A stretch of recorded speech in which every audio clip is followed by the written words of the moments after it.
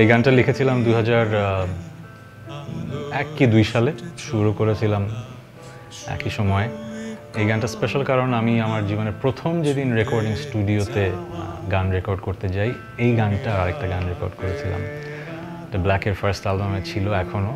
আর এই গানটা নিয়ে আমি গল্প অনেক জায়গায় করেছি যে এই গানটা দিয়ে আসলে মানুষের কাছে আমি প্রথম পৌঁছেছি।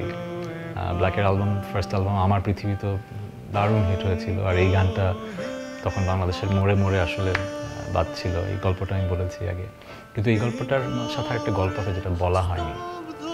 সেটা হলো অ্যালবামের কাভারে আমাদের ছোট ছোট ছবি ছিল, আসলে চেনা যেত না। আর তখন তো আসলে টিভিতেও যায়নি, পত্রিকাতেও আমাদের ছবি নেই, কেউ আমাদের আসলে চেনে না।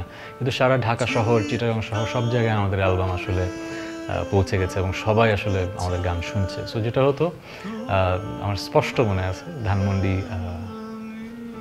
3 নম্বরের একদম না 2 নম্বরের এন্ডে একটা রেস্টুরেন্ট ছিল, ইয়াম ইয়াম। ওখানে বসেছি, এখন রেস্টুরেন্টে নেই। আমি আর আমার বন্ধুরা বসেছি, পাশের টেবিলে এই গানটা নিয়ে কথা হচ্ছিল আর আমাদের নিয়ে কথা হচ্ছিল। সো আমি দেখতে কেমন, আমি কি করি, এটা নিয়ে কথা হচ্ছিল একটা, আর আমি পাশে বসেছিলাম।